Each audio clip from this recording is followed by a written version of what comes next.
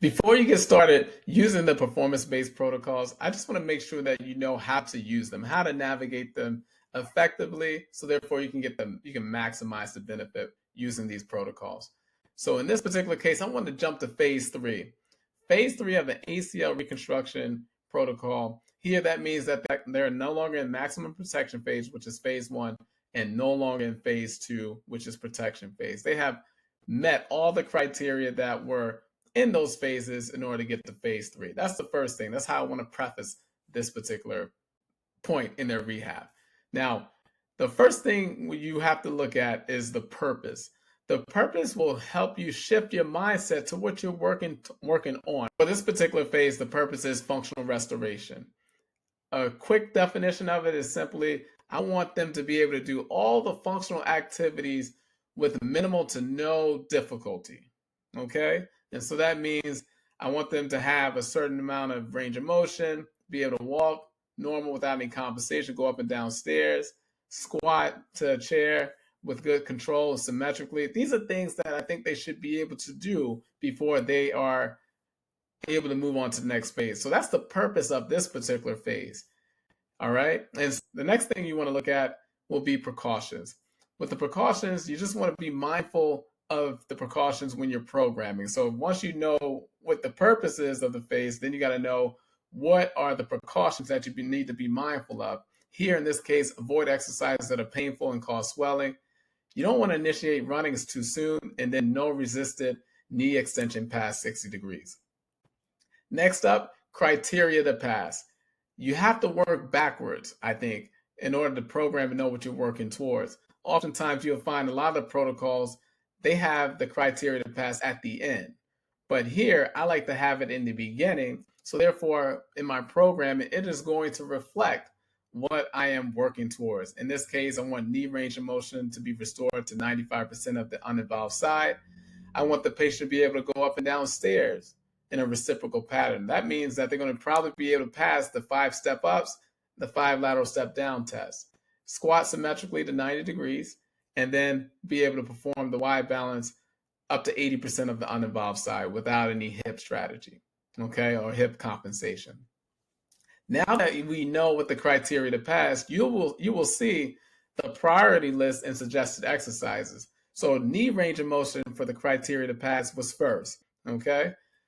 Then the next thing is anterior chain strength. That is going to be the key factor in us for the patient to be able to perform those step up and step downs.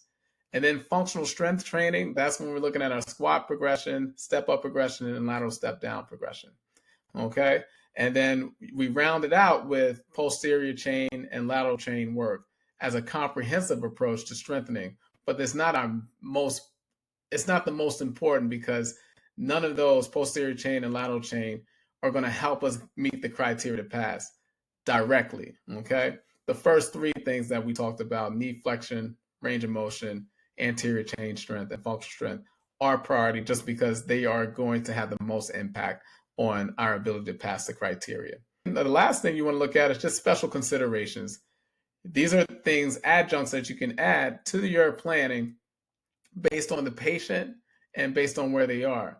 But ultimately, the way you navigate these protocols is the way we talked about it. It's just purpose, precautions, criteria to pass, and suggested exercises. So let me share with you all the clinicians that have bought the protocol, why you guys are set up for success.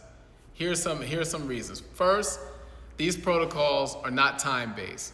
Second, you now know that you confidently have a framework that respects tissue healing time, so the surgeon will be comfortable with you using these performance-based protocols. You can make clinical decisions not only based off of tissue healing times, but also criteria, measurable criteria. And then also you have a framework that allows you and the patient to always be on the same page. What I mean by that, when you have criteria to pass, use that as a motivator for patients to know where they are in their rehab process and what they need to achieve in order to move on to the next phase. So therefore you get buy-in, you get compliance outside of the physical therapy sessions. So therefore they're more likely to do their homework when it ties into their goal, which is to pass XYZ in order to move on. What you do with these protocols instead of thinking of this one big journey, right? You break it down in segments. So phase 1, phase 2. So now this whole journey that may take several months is not daunting and overwhelming for these patients. They get small wins along the way that turns into momentum that they continue and carry out all the way through the process. And then now you have the buy-in, the compliance, and you, the clinician, the confidence that you have rehabbed them the proper way. So therefore, when they return, they're confident and excelling right away. That's how you use these protocols, and I assure you, you and your patients will be happy with the results.